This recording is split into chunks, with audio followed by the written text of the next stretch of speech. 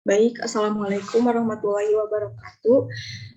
Di sini kami akan memaparkan studi kasus, yaitu berbisnis dengan baik dan benar tanpa melanggar etika bisnis yang telah ditetapkan, yaitu susu beruang atau beer brand. Di sini ada 4 anggota, yaitu saya sendiri, Dewi Komala dengan akhir NIM 372, lalu ada Fauzan Ramdan dengan akhir NIM 361, lalu ada Rizka Putri dengan akhir NIM 355, dan yang terakhir yaitu ada Wijar dengan akhir NIM 353.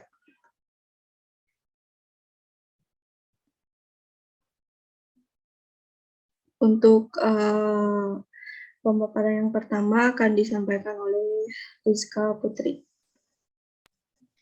Etika bisnis ialah kegiatan bisnis yang sesuai norma dan tidak menyalahi aturan organisasi atau masyarakat, yang bertujuan untuk menciptakan ruang lingkup bisnis berkualitas yang adil dan jujur, serta untuk menjauhi bisnis penipuan yang merugikan banyak orang atau pihak yang memiliki keterikatan.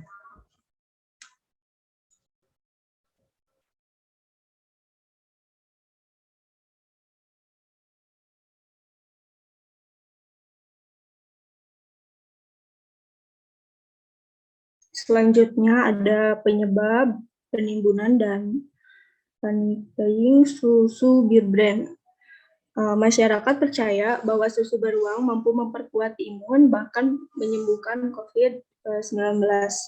Selain itu juga karena tingginya permintaan dari konsumen menyebabkan produksi dari beer brand menipis sehingga konsumen ketakutan akan kehabisan produk beer brand tersebut, dan khasiatnya juga yang sangat bagus untuk tubuh menjadikan alasan utama konsumen untuk membeli beer brand agar daya tahan tubuh lebih kuat untuk mencegah COVID-19. Next.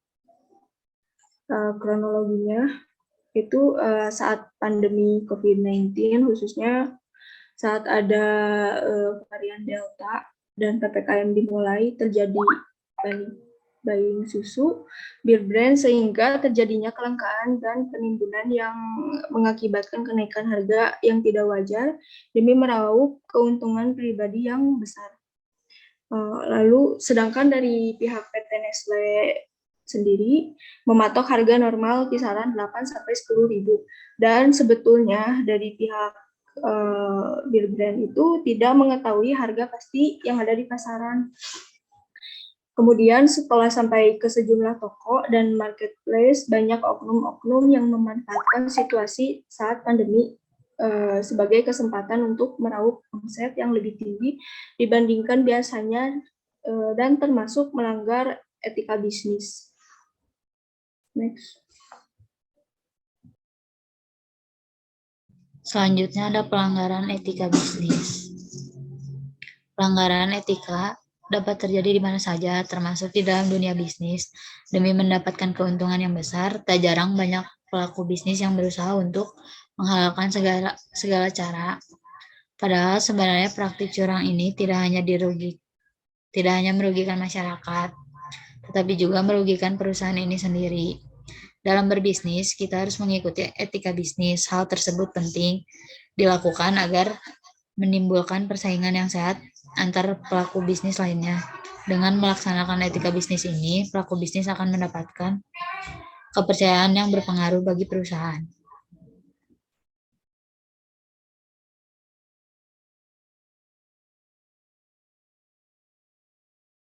Lalu selanjutnya cara berbisnis yang baik tanpa melanggar etika bisnis.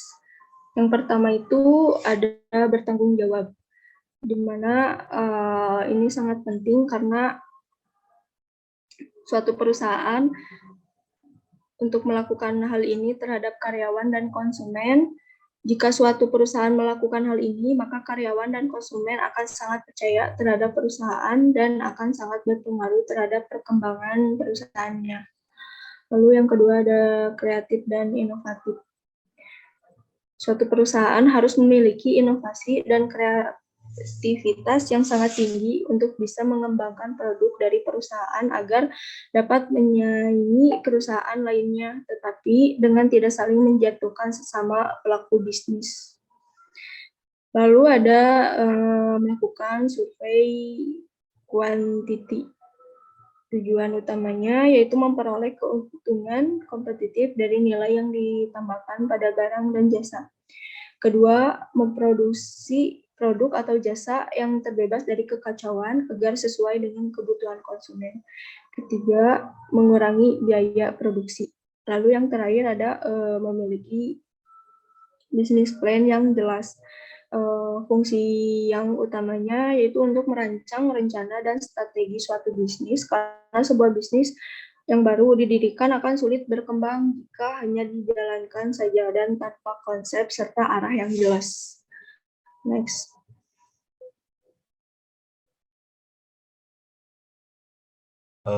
Kemudian yang selanjutnya yaitu ada dampak dari panic buying.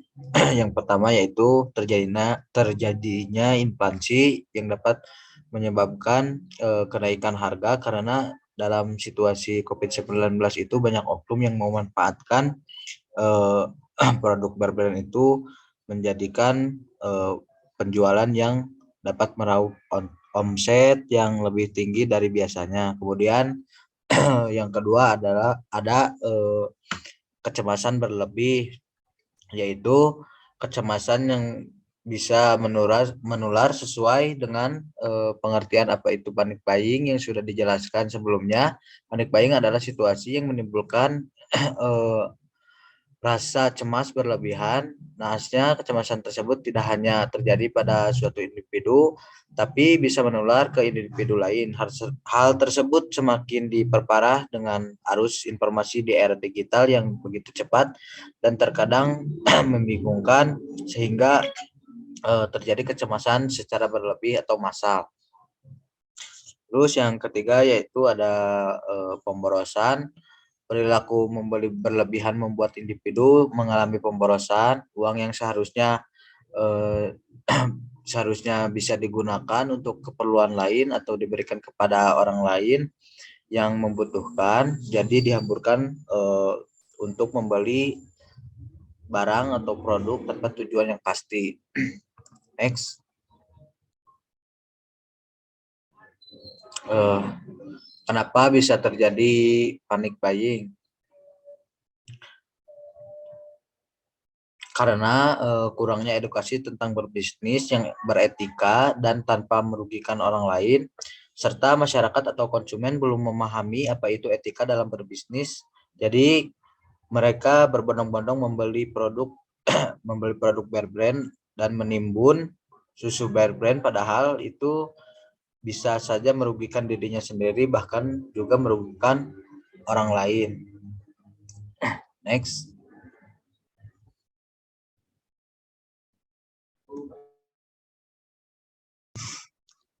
Lalu bagaimana cara melakukan bisnis tanpa melanggar etika bisnis dan tidak merugikan pihak manapun?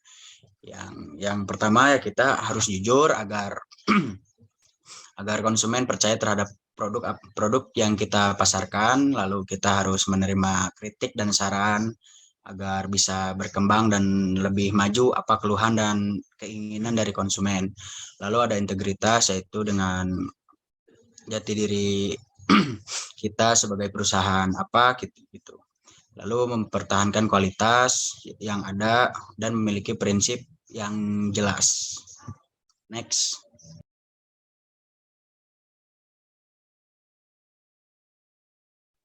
Selanjutnya ada upaya-upaya produksi dalam pelestarian lingkungan hidup. Yang pertama, pembangkit listrik dan uap gabungan menggunakan generator gabungan atau CO generation plant, di mana pemakaian bahan bakar minyak digantikan oleh gas alam untuk mengurangi emisi hasil efek rumah kaca. Yang kedua, pengelolaan air. Sarana WWTP memproses air limbah menjadi air jernih yang bermanfaat bagi penduduk sekitar sebagai sumber pengairan sawah mereka. Yang ketiga, komitmen strategi sebagai suatu perusahaan dunia di bidang gizi. kesehatan, dan keafatan yang bertanggung jawab akan meningkatkan daya saing melalui efisiensi dalam produksi, serta menjadikan konsumen kami bisa menikmati produk-produk bernutrisi yang terjangkau.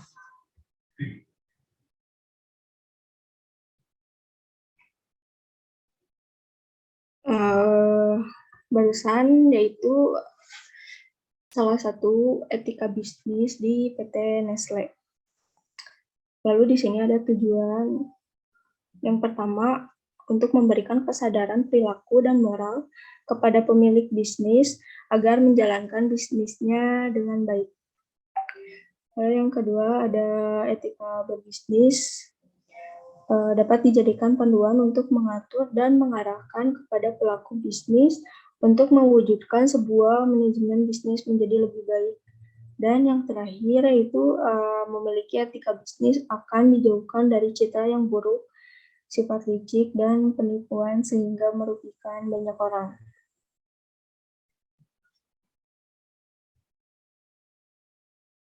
Baik, mungkin hanya segitu saja yang dapat kami paparkan. Mohon maaf jika ada kesalahan.